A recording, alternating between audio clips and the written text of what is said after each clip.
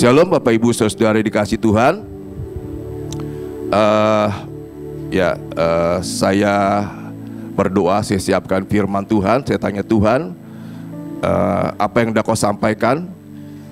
Ceritanya saya sudah siapkan Bapak Ibu. Kadang-kadang ada hal-hal yang kita nggak ngerti gitu ya Bapak Ibu ya. Saya sudah siapkan segini Bapak Ibu ya. Tiba-tiba tadi malam pada waktu saya mau tidur, saya iseng, saya baca-baca Alkitab, keluar kitab Ulangan. Saya kaget Bapak Ibu, Ulangan pasal 25 ya. Ulangan pasal 25. Ya saya mau nggak mau saya baca, saya ulang gitu loh. Ya kita serahkan ke dalam tangan pimpinan Tuhan ya. Kita baca Ulangan pasal 25 ayat 17 ya. Saya bacakan. Ulangan pasal 25 ayat 17 sampai dengan 19. Demikian firman Tuhan, saya bacakan ya.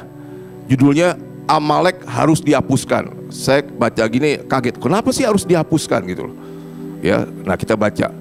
Ingatlah apa yang dilakukan orang Amalek kepadamu. Ini cerita ini Musa. Di kitab Ulangan kan Musa ngomong ke bangsa Israel, dia ulang semua kejadian-kejadian, dia ingatkan lagi kepada bangsa Israel semua perintah-perintah Tuhan, semua perjalanan mereka dari Mesir kepada sampai masuk tanah perjanjian, ya sebelum masuk tanah perjanjian diulang.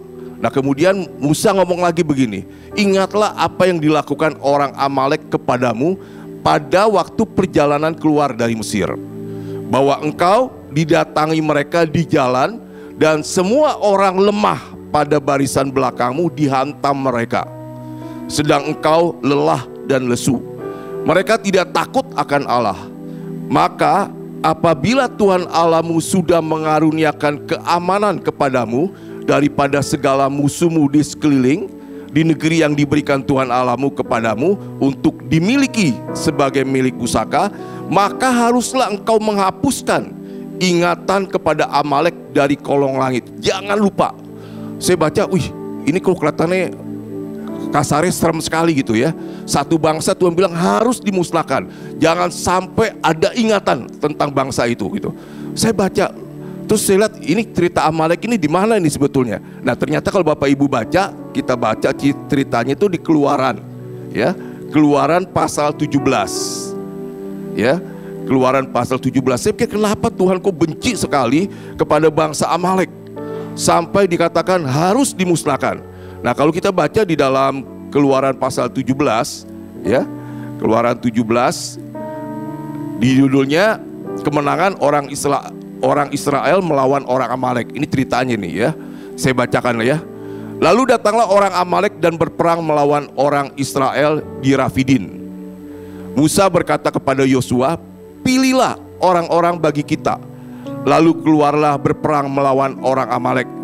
Besok aku akan berdiri di puncak bukit itu dengan memegang tongkat Allah di tanganku.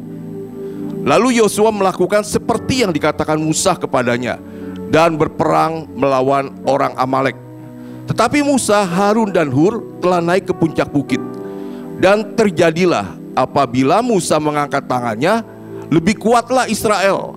Tetapi apabila ia menurunkan tangannya, lebih kuatlah Amalek.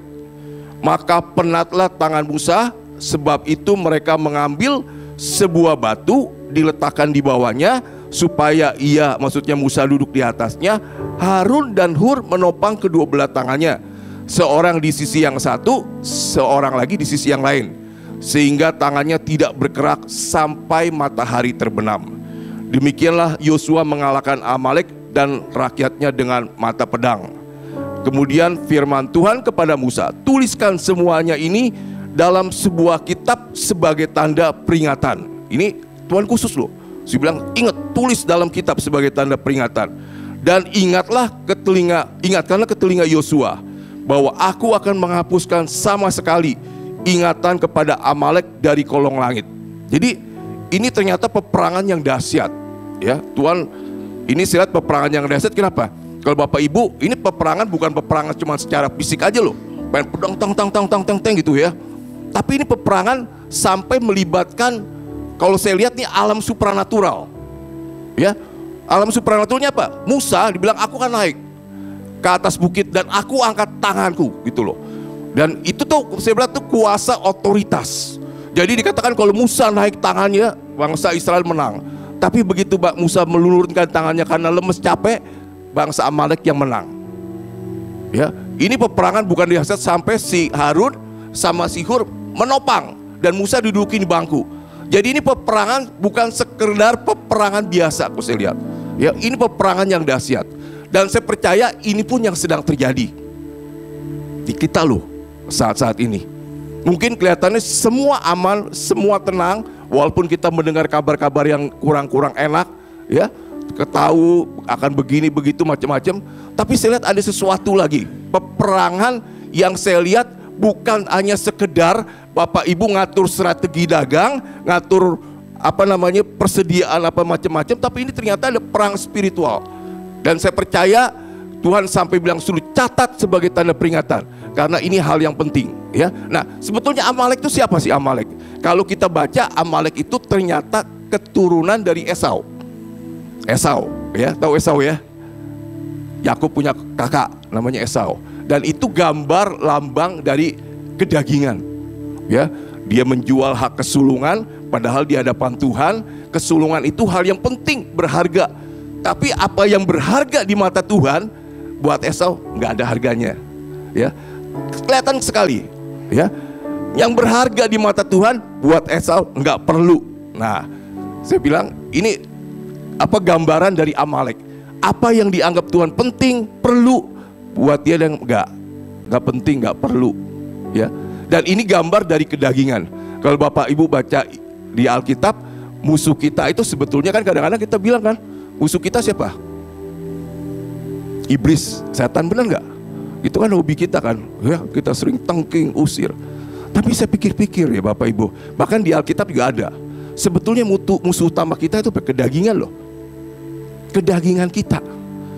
Ngerti ya, kedagingan ya. Bukan daging ini loh, ntar Bapak Ibu pulang-pulang dagingin disayat-sayat lagi, bukan. Kedagingan itu Pak, kita mengandalkan kemampuan kita, kesanggupan kita, kepandaian kita, hikmat kita. Jadi seakan-akan aku gak perlu Tuhan, aku bisa mengandalkan diri kita sendiri. Dan setan yang jadi musuh kita, sebetulnya dia cuma numpang. Begitu kita hidup dalam kedagingan, percaya Bapak Ibu, ya enggak? Itu sama juga kita buka pintu pada setan, ya, untuk setan masuk dalam hidup kita. Tapi kalau kita hidup di dalam roh, dikatakan janganlah kamu hidup dalam kedagingan, tapi hiduplah oleh roh. Kita disuruh hidup oleh roh. Roh Kudus yang memimpin kita, Roh Kudus yang mengendalikan hidup kita. Itu kita disuruhnya. Makanya di Alkitab dikatakan, hendaklah engkau penuh dengan Roh Kudus, ya, setiap saat, setiap waktu. Karena apa? Karena pada waktu kita nggak penuh Roh Kudus, kita nggak penuh Roh Kudus, percaya kedagingan yang muncul. Dan kalau kedagingan kita muncul, ya, itu berarti pintu untuk apa? Untuk iblis bisa masuk dalam hidup kita, goda kita, ya, keduniawian, ya. Dan salah satu memang kalau Bapak Ibu nanti baca, perbuatan daging kan sudah nyata, ya, macam-macam disebut, persinahan, penyembahan berhala, itu semua perbuatan daging. Yang dikatakan jauhkanlah itu daripadamu. Karena begitu kita hidup dalam kedagingan, sama juga kita buka hidup kita lebar-lebar untuk iblis, setan menguasai, mengganggu hidup kita. Nah, jadi si Amalek ini keturunan Esau, ya, kedagingan. Nah, ini yang sebetulnya yang jadi musuh kita. Dan dikatakan Tuhan sama sekali, maksudnya kalau kita baca, Tuhan mengatakan dia benci sama sekali, ya, dia benci sama sekali yang namanya Amalek. Sekali lagi, Amalek adalah gambar dari kedagingan. Kita hidup dalam kedagingan. Kita aku mampu diselamatkan dengan usaha aku sendiri. Aku bisa diselamatkan dengan aku berbuat baik. Itu kedagingan loh, ya. Banyak kan agama begitu kan, asal kamu berbuat baik, ya nggak bisa. Nah, nonsen Bapak Ibu. Alkitab sudah katakan kebaikan kita yang sebaik-baiknya di hadapan Tuhan itu cuman kain cemar di hadapan Tuhan. Karena standar Tuhan itu beda dengan standar kita. Jangan kita seperti Esau. Apa yang berharga di mata Tuhan dibuang sama Esau. Kita harus apa yang Tuhan berharga buat kita, buat dia, kita harus setuju Tuhan. aku berharga. Kalau Tuhan bilang kata, nak aku benci kedagingan, aku benci kalau engkau hidup dalam kedagingan, kita harus berkata, Tuhan aku setuju, aku paham, aku mau. Ya, karena dikatakan musuh Tuhan adalah paling utama kedagingan kita. Makanya Yesus mati di kayu salib bukan saja menghapus dosa-dosa kita loh. Ya, Yesus mati di kayu salib salah satunya dia menyalibkan manusia lama kita yang hidup penuh dengan kedagingan. Bukan sekedar ngampuni dosa kita, ya, bukan sekedar dia mati kita. Manusia kedagingan kita turut disalib. Di Alkitab dikatakan bersama-sama dengan Yesus, sehingga kita mati dikuburkan dan dibangkitkan jadi ciptaan baru, manusia baru seutuhnya.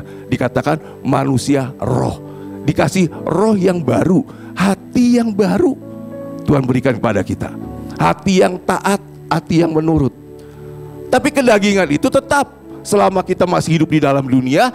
Makanya di Alkitab dikatakan Amalek itu harus diperangi terus menerus. Kalau Bapak Ibu baca, terus menerus sepanjang hidup kita, semuanya harus diperangi. Jadi aslinya apa? Kedagingan kita itu gak akan hilang. Tapi Tuhan katakan, aku sudah kasih kamu kuasa untuk kamu memerangi.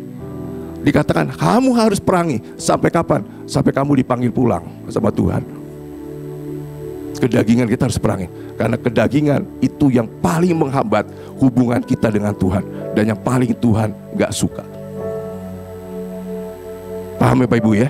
Dan saya katakan ini perang, benar-benar perang yang luar biasa, ya. Nah, kemudian dikatakan juga sama di sini dikatakan begini Bapak Ibu ya. Si Yosua itu dikatakan pilih. Jadi nggak sembarangan nih untuk melawan Amalek ini, nggak sembarangan. Si Yosua disuruh sama Musa, pilih orang-orangmu. Jadi bukan sembarangan orang baju perang, ya. Tapi orang-orang pilihan. Orang-orang pilihannya apa? Orang-orang yang benar-benar takut akan Tuhan, ya. Orang-orang pilihan yang Yosua tahu, pilih. Aku tahu kehidupan kamu, tahu kehidupan kamu, perang, ikut. Yang lain gak usah. Itu pun Bapak Ibu ya, itu pun dikatakan itu masih perlu didukung oleh Musa, Harun dan Hur. Saya merenungkan, saya baca, cari apa sih maksudnya, apa ini? Musa angkat tangan didukung oleh Harun sama Hur, ya. Musa itu siapa gambaran? Yosua kita tahu, ya. Yosua kan kata lain dari Yesus, Yosua, ya.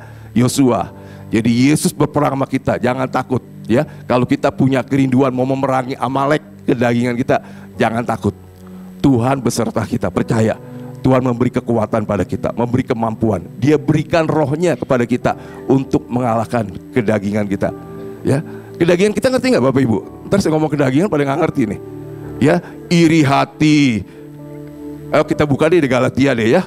Kita buka di Galatia kalau nggak salah ya. Perbuatan daging, kalau nggak salah. Perbuatan daging.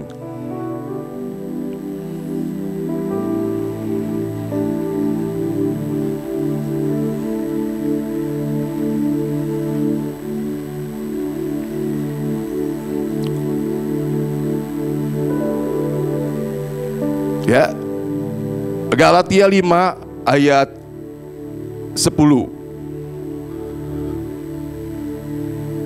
Atau kita baca dari ayat 16 biar jelas ya. Hidup menurut daging atau roh. Jadi pilihan nih, ya. Bapak Ibu, kita dikasih pilihan sama Tuhan. Kamu mau hidup menurut daging atau menurut roh? Tuhan selalu begitu, saya lihatin. Selalu dikasih pilihan, ya.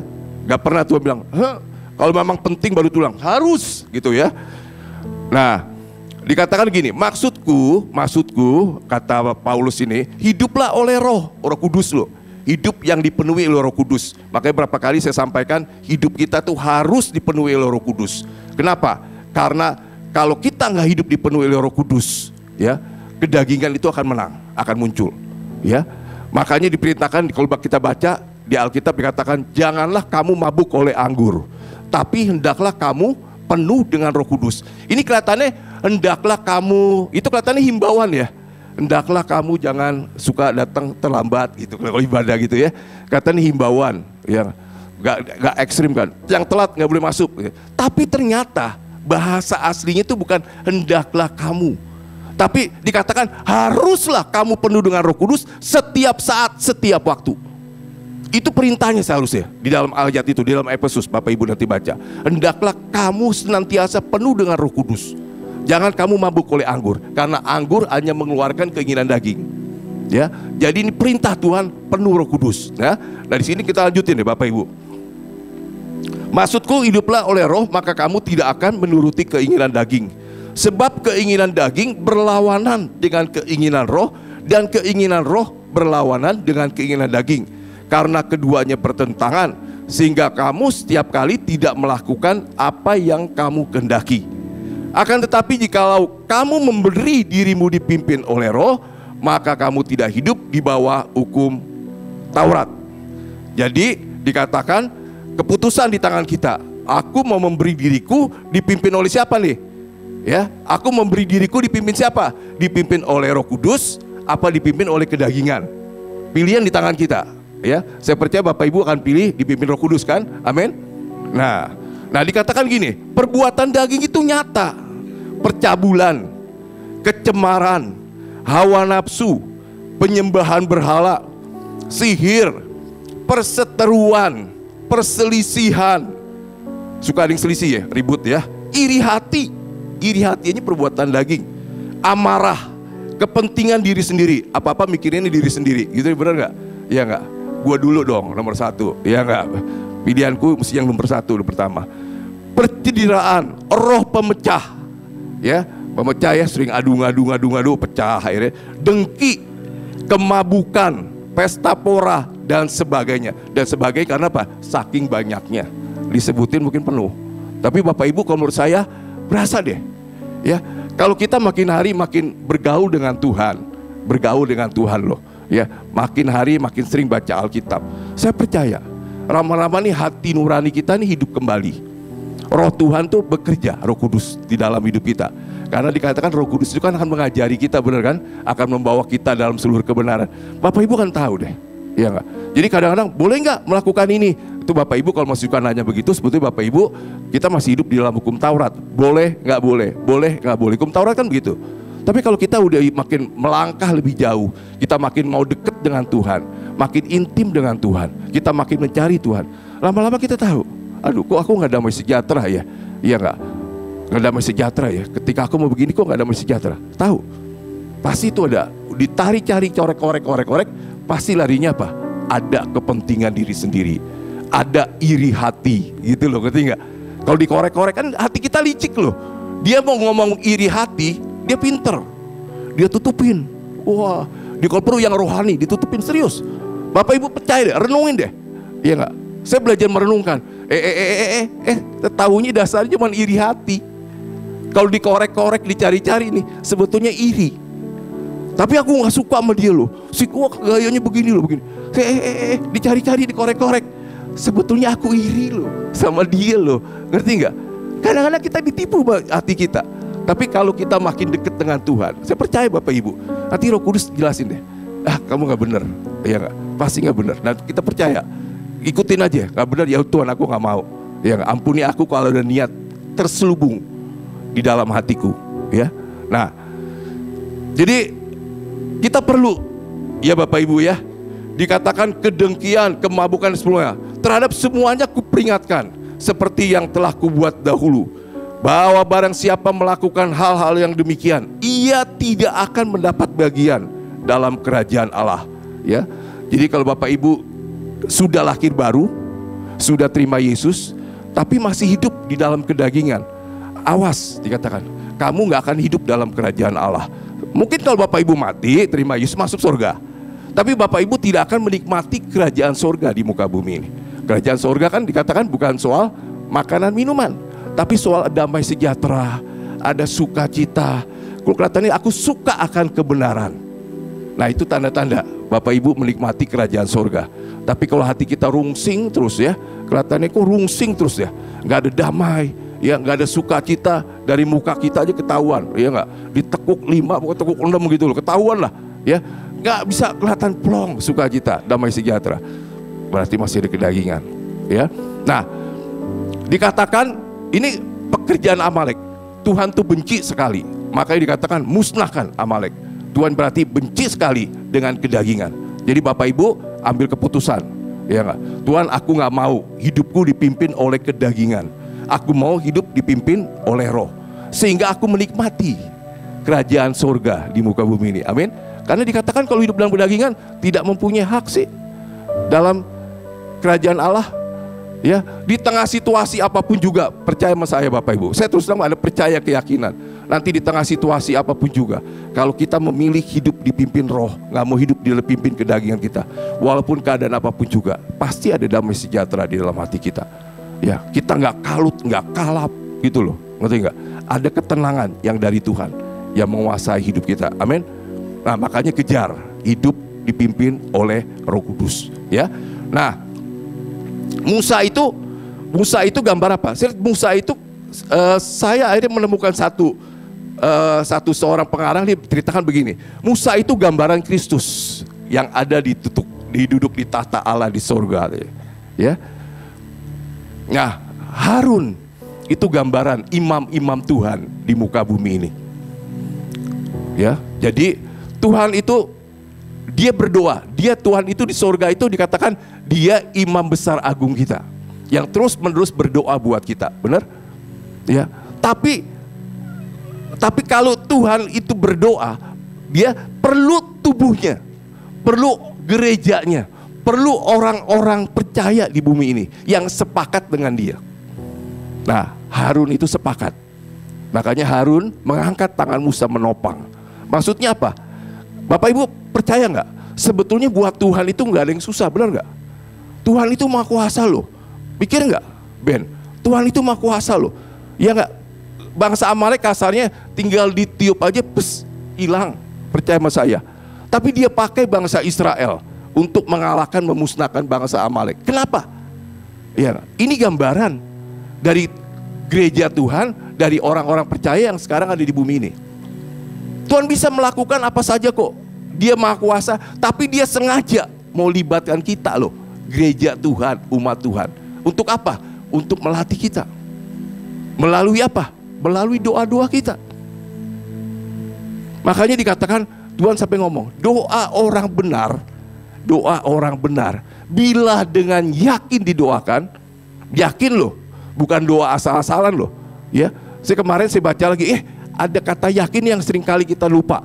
Doa orang benar, kita sudah dibenarkan di dalam Tuhan, benar? Oleh darah Yesus kita dibenarkan. Bila kita doa dengan yakin, apa yang kita doakan dikatakan pasti terjadi. Lebih baik kalau kita dekat dengan Tuhan. Tuhan memberikan kita inspirasi, ya. Nak, doakan ini, doakan ini. Makanya saya suka cerita Bapak Ibu. Kalau doa bahasa roh gitu ya. Dulu saya tuh kalau doa bahasa roh ya semau saya lah. Saya doain keluarga, pengurus, jemaat seingatnya aja lah, pokoknya seingatnya aja gitu loh. Ya, tapi kadang-kadang saya belajar. Pada waktu Tuhan tuh tiba-tiba munculin di pikiran saya, seseorang. Saya dulu, siapa sih? Ya Tuhan, wis lah, nggak usah. Doa kan buang waktu, kadang-kadang kan menyita waktu, bener kan? Wis efektif, nggak usah didoakan. Tapi begitu saya coba melenceng, tidak mendoakan yang Tuhan suruh aku doakan, tiba-tiba seperti ada yang hilang. Bayangin lagi mengebu-ngebu nih, ya, lagi mengebu-ngebu bahasa roh doa, gitu loh. Wah, semangat rohnya, bangkit. Tiba-tiba muncul seorang, ya, misalnya Beni, tiba-tiba muncul, Beni, wis sudahlah, misalnya gitu ya, udahlah. Begitu saya mengalihkan ke yang lain, tiba-tiba seperti ada yang hilang loh, damainya kayak ada yang hilang. Aduh, lalu saya merasa, apa ya? Oh, saya ngerti. Kadang-kadang Tuhan ingin kita mendoakan orang itu gitu loh. Nah, pada waktu saya taat, siapapun orang itu, kadang-kadang ketemu di jalan, ketemu di bank, tiba-tiba waktu doa muncul wajah itu, saya doakan. Dan saya merasa benar. Begitu saya nurut, tetap stabil loh. Ya, stabil, di sininya stabil. Tapi begitu saya melenceng, kok kelihatannya ada yang kurang, ada yang sesuatu yang gak enak gitu loh di hati. Nah, itu saya belajar, Bapak Ibu. Ya. Nah, dikatakan doa orang benar itu dengan yakin didoakan sangat besar kuasanya. Ya, makanya Bapak Ibu, kalau Bapak Ibu berbahagialah kalau kita bisa terima Tuhan Yesus Kristus sebagai Tuhan. Saya percaya pasti Bapak Ibu bisa terima Yesus sebagai Tuhan dan Juru Selamat, pasti ada orang yang mendoakan Bapak Ibu, yang nggak tahu siapa, tapi ada orang yang berdoa untuk Bapak Ibu. Ya, Bapak Ibu tiba-tiba terhindar dari masalah, ya, dari kecelakaan atau dari apa, ya nggak? Waduh, puji Tuhan, saya percaya ada yang doakan. Makanya penting sekali kita berdoa. Ya, berdoa itu penting. Buat orang percaya itu penting. Kenapa? Ternyata doa itu adalah pelatihan yang Tuhan berikan, pelatihan nih, ya, yang Dia berikan kepada calon mempelainya, yaitu Bapak Ibu saudara sekalian, termasuk saya. Dia melatih kita untuk apa? Belajar nih, ya nggak? Kamu kan calon mempelai Kristus, yang dikatakan akan menjadi ahli waris bersama-sama dengan Kristus, yang akan memerintah bersama-sama dengan Kristus. Ayo latihan doa sesuai dengan pimpinan Roh Kudus. Nah, kalau kita males doa, berarti Tuhan, aku nggak mau jadi mempelai Kristus. Benar nggak? Iya nggak? Tuhan bilang, ini aku kasih kamu latihan. Buat Tuhan itu terlalu mudah untuk melakukan apa saja. Tapi kenapa Dia mau melibatkan kita yang moodnya naik turun, benar nggak? Lagi mood naik, lagi enggak, ya enggak gitu ya. Dia mau libatkan kita yang masih penuh kelemahan dan daging, ya. Makanya jangan mengeluh, kita mengucap syukur. Tuhan, aku yang begini, moodnya naik turun, Engkau masih mau libatkan aku, masih mempercayai aku. Terima kasih Tuhan, ya enggak? Benar enggak? Ya, karena itu anugerah loh, ya enggak? Dan Dia melatih kita, ya. Nah, makanya Harun itu harus menopang agar jadilah kehendakmu di sorga, di bumi seperti di sorga. Itu Harun, ya. Harun, dia imam-imam Tuhan di muka bumi ini, yaitu kita, ya, kita. Makanya kita perlu berdoa. Bayangin kalau gereja Tuhan gak pernah berdoa, saya gak ngerti Bapak Ibu. Bukan Tuhan gak bisa berbuat apa-apa, tapi sepertinya kita sengaja. Kita ini pro dengan kegelapan, benar gak? Benar gak? Kalau kita anak-anak terang gak mau berdoa, gak mau menahan, gak mau ngapa-ngapain, sama juga apa? Aku setuju kegelapan menguasai, benar gak? Sama juga kita apa? Seperti Esau, yang berharga di mata Tuhan dianggap gak penting buat Esau. Sama juga seperti itu. Dan baru Bapak Ibu koreksi, berarti kita hidup dalam kedagingan. Amin. Nah, si Hur kan tadi dua kan? Apa? Harun sama Hur. Hur itu ternyata siapa Bapak Ibu? Tahu nggak? Hur itu ternyata kakeknya BL siapa ya? Yang bangun. Itu nggak? Musa tuh nunjuk seorang yang diurapi Tuhan untuk membuat ukir-ukiran yang di bait Allah. Sebentar, namanya saya lupa. Namanya susah, bukan nama orang Indonesia sebabnya. Ya, dia kalau nggak salah namanya siapa lupa saya dia. Besalel. Nah, ya Besalel.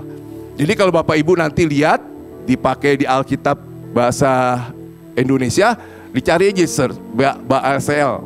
Ya, nanti keluar. Dia ternyata cucunya Hur. Nah, arti dari Hur itu apa artinya? Suci, putih artinya. Ngerti gak Bapak Ibu? Hur itu artinya suci, putih, bersih, kekudusan. Jadi kalau kita doa, maksudnya nih Bapak Ibu, kalau nggak dijawab-jawab, ya, kalau nggak Tuhan kok kelihatannya nggak ngejawab-jawab, perlu kita minta Roh Kudus koreksi nih, selidiki. Jangan-jangan hati kita penuh kenajisan, penuh yang nggak benar. Sedangkan Tuhan pengen, ya nggak, hati kita tuh bersih, suci. Nah di Alkitab pun ada ayatnya Bapak Ibu. Di Alkitab ngomong begini, di Alkitab Mazmur pasal 66 ayat 18.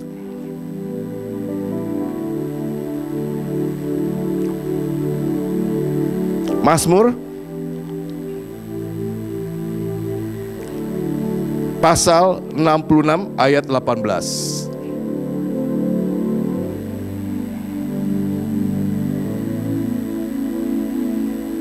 Ya. Nah, itu ya. Yuk kita baca sama-sama ya, kalau tadi penting nih baca deh. Saya baca ayat ini, iya enggak? Wah, ini jangan-jangan kalau selama ini doaku sudah kenceng-kenceng ya, Sudah sampai jungkir balik, kok gak dijawab-jawab. Mungkin ada ini loh Bapak Ibu. Yuk 3, 2, 1. Seandainya ada niat jahat dalam hatiku, tentulah Tuhan tidak mau mendengar. Ya, jadi kita perlu minta Roh Kudus yang selidiki hatiku. Ada nggak niat jahat di dalam hatiku? Kalau ada, kasih tahu, aku mau buang, aku mau tinggalkan. Ya, kalau sama Roh Kudus terbuka loh Bapak Ibu. Ya, Roh Kudus itu ini sih saya terus terang apa yang saya dapat Bapak Ibu ya, bahwa kita memang perlu di saat-saat sekarang dan yang akan datang, kita benar-benar perlu bergaul dengan Roh Kudus, belajar, mengerti hatinya, perasaannya gitu loh Bapak Ibu ya. Ngerti ya, ngerti perasaannya kan, ngerti kan? Tadi saya belajar gitu ya, dari mulai doa aja saya ngerti. Oh perasaan begini, ya enggak? Tadi Bapak Ibu terus terangnya Bapak Ibu ya, saya sudah siapin khotbah segini loh Bapak Ibu. Ini segini loh sudah siapin. Tiba-tiba kemarin malam, saya tiba-tiba bangun, nggak tahu gimana, saya baca buku, saya baca Alkitab, kok tiba-tiba mengarah ke sana, ya enggak? Sampai saya bilang, ya Bapak, saya ingat Tuhan Yesus ngomong begini kan tadi saya doa, saya ngomong. Tuhan Yesus berkata begini loh, sebagaimana Bapa mengutus aku, ya enggak, demikianlah aku mengutus kamu. Jadi kita ini loh, ini diutus sama Tuhan Yesus. Sebagaimana Bapa mengutus Tuhan Yesus berkata, demikian pula aku mengutus kamu. Ya. Nah, kemudian saya tiba-tiba diingatkan begini. Seperti saya diingatkan begini. Belajar. Waktu Yesus melayani di bumi ini seperti apa sih? Apa sih yang Yesus lakukan? Nah, kita mungkin selama ini berpikir bahwa Yesus itu Tuhan pada waktu dia melayani di bumi, benar nggak? Memang dia Tuhan, dia Allah. Tapi tahu nggak?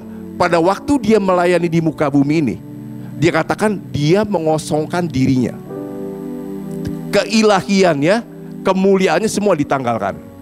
Dia mengambil rupa seorang manusia, dikatakan dia tinggalin kemuliaannya, dia tinggalin keilahiannya, ya. Dia turun sebagai manusia, dia melayani sebagai manusia seperti kita loh. Seperti kita. Kemudian dari mana kuasanya yang buat dia mengadakan mujizat, dia mengadakan menyembuhkan orang sakit, mengusir setan dengan mudah, ya, membangkitkan orang mati, dari mana kuasanya?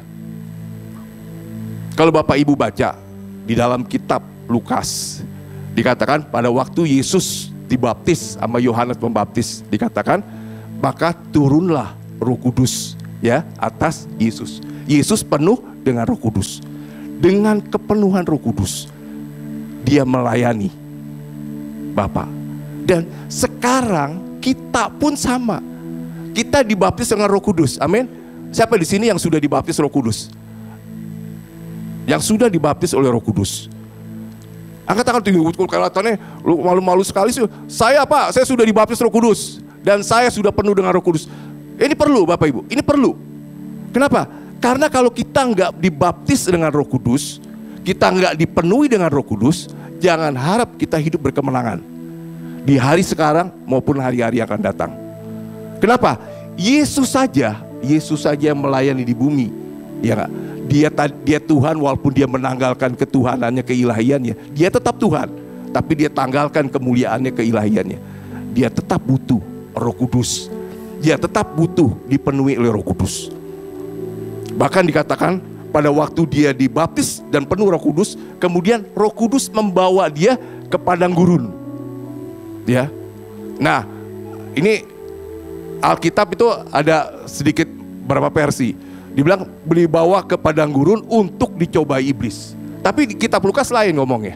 Dibilang dibawa oleh Roh Kudus untuk berpuasa di sana, untuk ketemu dengan Bapa, untuk bersekutu dengan Bapa, sehingga dia ngerti apa yang Bapa mau dalam apa misi dia di bumi ini. Kemudian pada waktu dia di puasa 40 hari itu, dan iblis datang mencobai. Jadi orang-orang suka berpikir kan dia dibawa oleh Roh Kudus ke padang gurun. Di situ di Alkitab Matius apa dikatakan? Untuk dicoba iblis. Tapi kalau di Alkitab lain enggak dikatakan. Dia bilang dia dibawa ke padang gurun untuk dia bersekutu dengan Bapa. Dia makin mengerti kehendak Bapa. Misinya apa, tugasnya apa, semua. Dia terus bergaul dengan Bapa surgawi. Sehingga pada waktu setelah itu dia katakan iblis datang mencobai dia. Dan perhatikan Bapak Ibu, setelah keluar dari pencobaan dikatakan Yesus yang penuh dengan Roh Kudus dibawa, dia pergi ke Galilea. Selalu dikatakan Yesus yang penuh dengan Roh Kudus. Dan kisah para rasul, kalau Bapak Ibu baca, ya, saya pernah ngomong di sini, ya, semua mereka melayani dengan penuh dengan Roh Kudus. Jadi kalau kita di sini sebagai anak Tuhan nggak merindukan untuk dibaptis dengan Roh Kudus, nggak merindukan untuk hidupnya dipenuhi Roh Kudus, perlu deh Bapak Ibu tanya. Jangan-jangan maaf nih, ya, ada sesuatu dalam hidup Bapak Ibu yang belum dibereskan. Kenapa? Karena belum klop dengan maunya Tuhan. Belum klop dengan maunya Tuhan. Atau dengan kata lain, aku gak mau dipimpin oleh Roh Kudus. Aku mau dipimpin oleh kedaginganku, oleh diriku sendiri. Amin. Jadi rindukan, ya, rindukan baptisan Roh Kudus. Rindukan dipenuhi Roh Kudus senantiasa. Roh Kudus itu sudah ada, ya. Tinggal kita punya kerinduan minta. Ya, ya ini banyak loh Pak. Nanti kalau ada waktu kita akan bicara deh, ya. Nah, jadi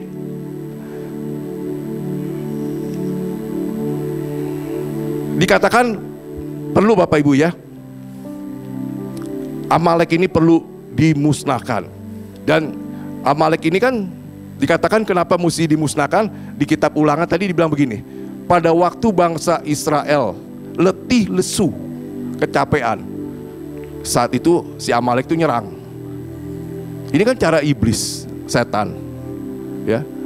Pada waktu kita nggak siap sedia, ya, iblis biasanya menyerang. Makanya kalau kita perhatikan Yesus itu orangnya waktu melayani dia siap setiap saat, ya. Kalau kita kan maaf nih Bapak Ibu, ya, kalau kita kan sering kali banyak nggak siapnya.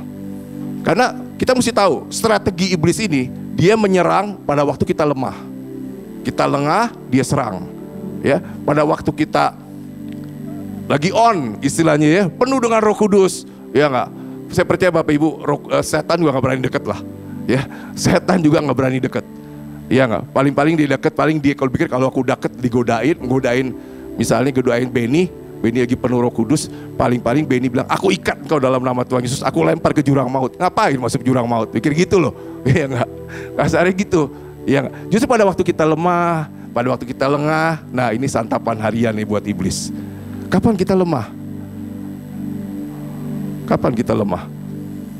Kapan kita nggak siap? Banyak hal loh.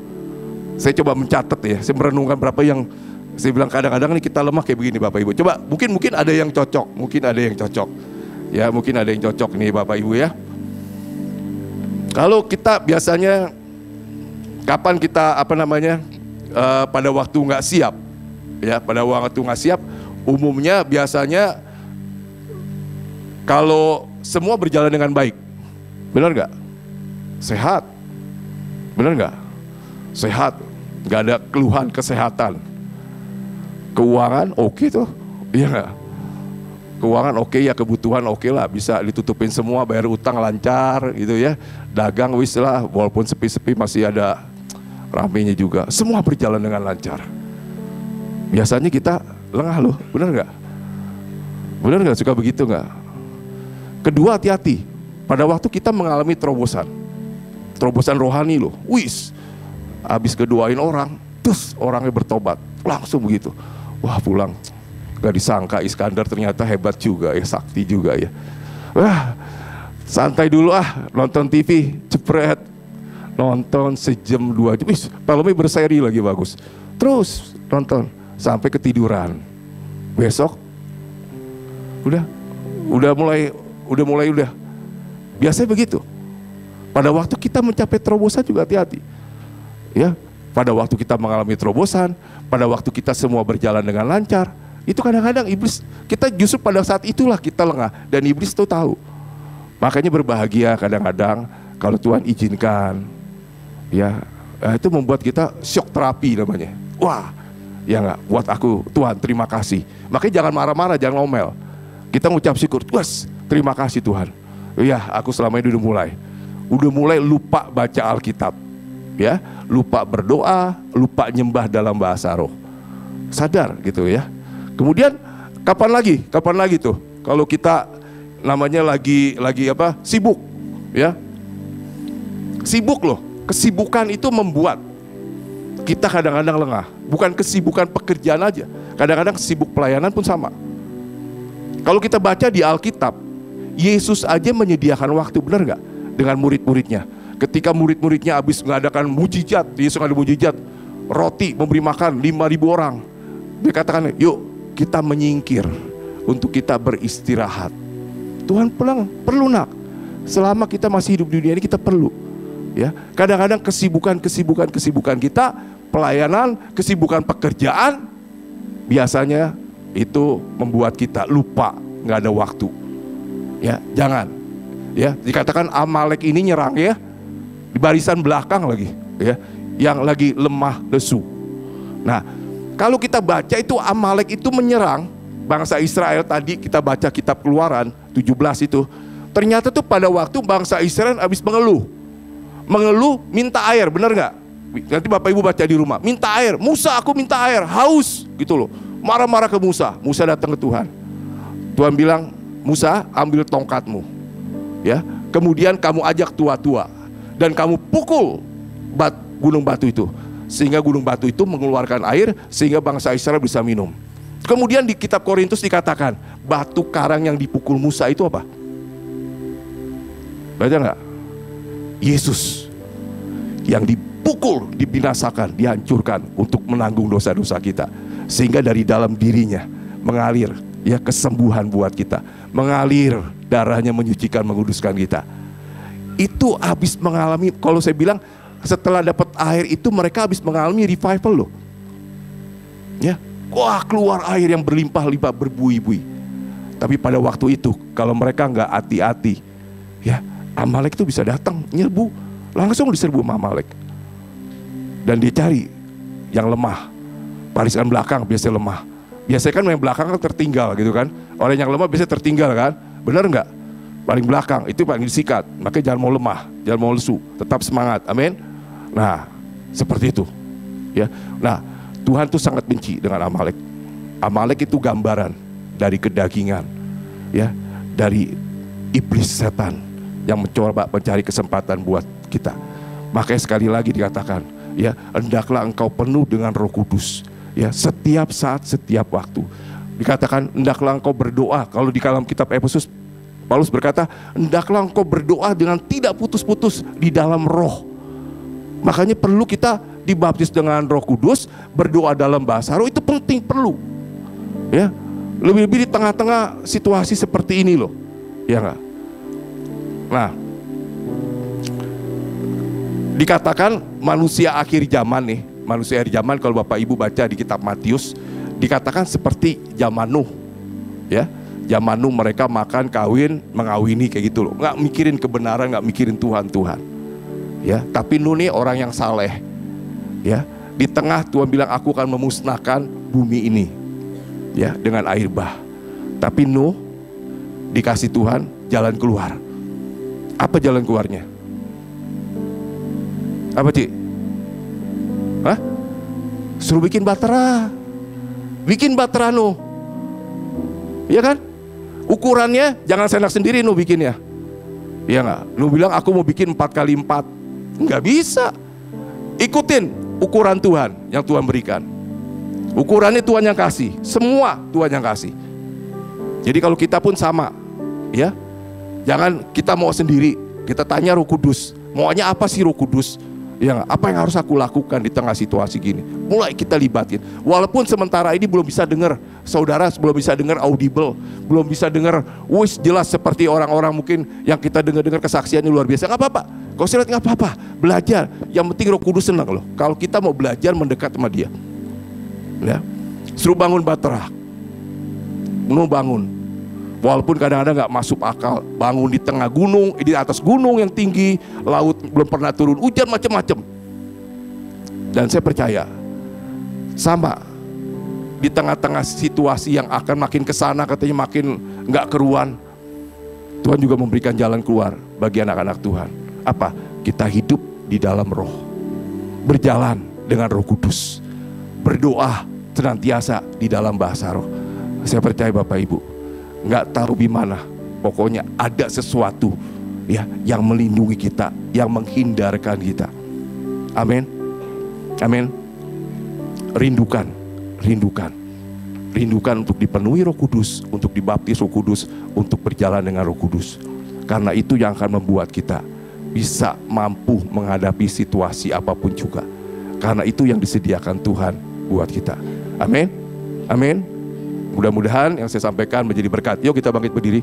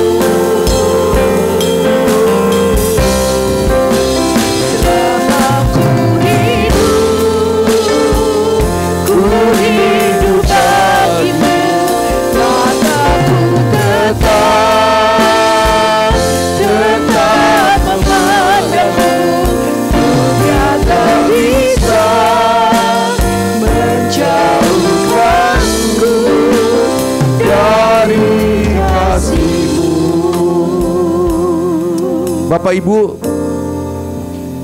Tuhan itu menginvestasikan terlalu besar buat kita sebagai gerejanya.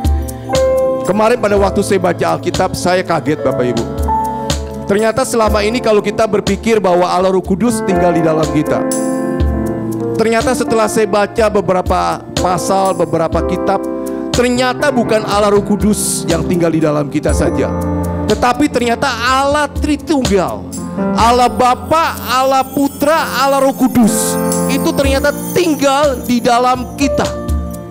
Sekali lagi saya katakan, Allah Bapa, Allah Putra, Allah Roh Kudus ternyata itu tinggal di dalam kita. Oh Bapak Ibu, dikatakan tidak ada yang dicintai di alam semesta, dikatakan selain kita yang paling dicintai. Dikatakan bukan kepada malaikat-malaikat yang Dia kasih, tetapi kepada kita, umat tebusannya, yang Dia kasih. Saya percaya Bapak Ibu, Kalau kita disuruh Tuhan, suruh berdoa, berjaga-jaga, berdoa dan berjaga-jaga. Karena Dia ingin melatih kita untuk kita siap. Pada suatu saat kita dipanggil pulang, kita siap untuk siap menjadi mempelai Kristus, menjadi orang-orang yang dipercaya oleh Tuhan. Makanya dikatakan, doa orang benar bila dengan yakin didoakan, sangat besar kuasanya. Tuhan itu bisa melakukan apa saja. Dia Allah yang Maha Kuasa. Tapi di dalam anugerahnya dikatakan Dia melibatkan kita sepenuhnya. Bahkan dikatakan kita diangkat menjadi ahli warisnya bersama-sama dengan Tuhan Yesus. Siapakah kita, Bapak Ibu, yang masih penuh dengan kelemahan? Tapi kalau hati kita rindu untuk selalu menyembah Dia, untuk selalu mendahului Dia, untuk selalu menyediakan waktu buat Dia, untuk selalu merendahkan diri di hadapan Dia, untuk senantiasa merenungkan, membaca firman Tuhan, saya percaya Tuhan bersuka cita atas kita. Amin. Kita mungkin gak akan bisa berbuat baik dengan kekuatan kita sendiri. Untuk itu Dia berikan Roh Kudus di dalam hidup kita, yang akan mengajari kita. Bahkan di Roh Kudus itu dikatakan, Roh Kudus itu akan membawa kita di dalam seluruh kebenaran. Roh Kudus akan terus menyempurnakan hidup kita, sehingga hidup kita akan menjadi serupa dengan Kristus. Amin, Bapak Ibu. Apakah Bapak Ibu merindukan, aku ingin Tuhan, kehendak-Mu jadi dalam hidupku. Aku menjadi serupa dengan Kristus. Aku yang menjadi benar-benar menjadi ahli waris-Mu di dalam kehidupanku, Tuhan.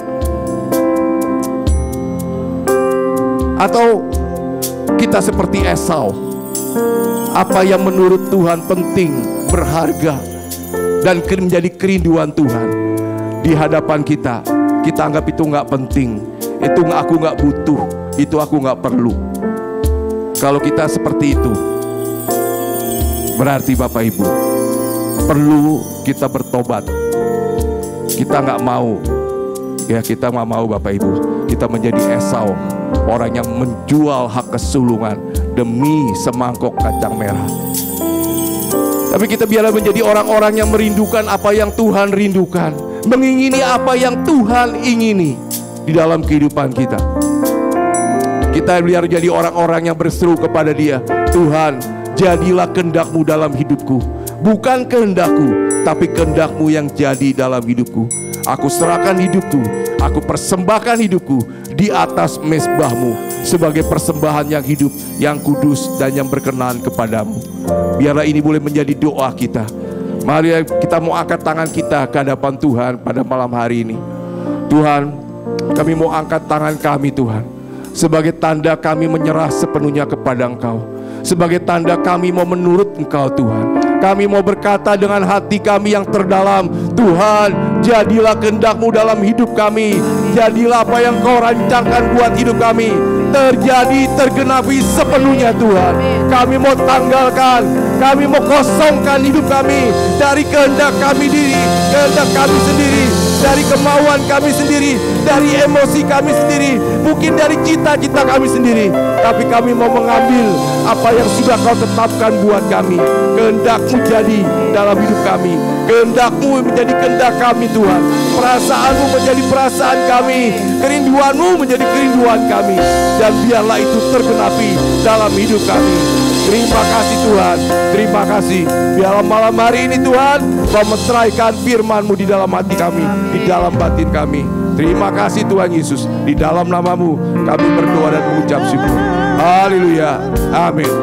Puji Tuhan, seberapa yang malam hari ini diberkati Tuhan. Kita percaya bahwa firman yang disampaikan tidak akan pernah sia-sia. Dia akan mengubah setiap hidup kita ini. Biar Roh Tuhan sendiri yang akan membawa pengertian demi pengertian lebih mendalam lagi, sehingga kita hari demi hari dibukakan karena firman-Nya. Satu hal, ada hal-hal saya hanya menambahkan di dalam firman Tuhan, di dalam Kolose 3 dikatakan apa yang dikatakan dan Pak Is mengenai kedagingan. Ada hal-hal tertentu, Kolose 3 katakan. Kita buka aja di Kolose 3 Ini sangat berhubungan dengan tadi yang dikhotbahkan. Saya bacakan. Karena itu matikanlah dalam dirimu segala sesuatu yang duniawi. Saudara harus matikan, nggak bisa. Seperti apa? Percabulan, kenajisan, hawa nafsu, nafsu yang jahat, dan juga keserakahan yang sama dengan penyembahan berhala. Semuanya itu mendatangkan murka Allah dan orang-orang yang durhaka. Tetapi ada juga firman Tuhan katakan di ayat selanjutnya, tetapi sekarang buanglah. Ada yang harus dibuang, saudara. Ada hal yang saudara harus matikan. Apa yang harus kita buang? Marah, geram, kejahatan, fitnah, dan kata-kata kotor yang keluar dari mulutmu. Janganlah lagi kamu saling mendustai, karena kamu telah menanggalkan manusia yang lama serta kelakuannya. Di ayat selanjutnya katakan di ayat 13, karena itu sebagai orang-orang pilihan Allah dikuduskan dan dikasihi, kenakanlah. Sekali lagi, ada hal yang saudara harus matikan, ada hal yang saudara harus buang, dan ada hal yang saudara harus kenakan. Apa yang harus kita kenakan? Firman-Nya katakan, karena itu sebagai orang-orang pilihan Allah yang dikuduskan dan dikasihinya, kenakanlah apa? Belas kasihan, kemurahan, kerendahan hati, kelemah lembutan, dan kesabaran. Ini saudara yang harus miliki. Mulai hari ini, seperti firman yang disampaikan malam hari ini, ayo mulai buang semua hal yang enggak berkenan di hadapan Tuhan. Ada hal-hal yang tertutup, saudara harus matikan di dalam hidup saudara. Kenajisan itu harus matikan, gak bisa. Saudara gak bisa buang, itu harus matikan. Kalau memang itu harus matikan, minta sama Tuhan, minta Roh Kudus, aku mau matikan semua kenajisan, apapun yang tidak berkenan di hadapan Tuhan. Tetapi dengan kata-kata yang kotor, apapun yang keluar dari mulut kita, mulai hari ini minta sama Roh Kudus, buang setiap perkataan yang tidak berkenan di hadapan Tuhan. Dan mulai hari ini minta sama Roh Kudus, Tuhan berikan, kenakan aku manusia yang baru, hati yang lembut, penuh kesabaran, ajari hari-hari sehingga kita boleh mengerti apa yang menjadi kehendak Tuhan dalam hidup kita. Amin, saudara.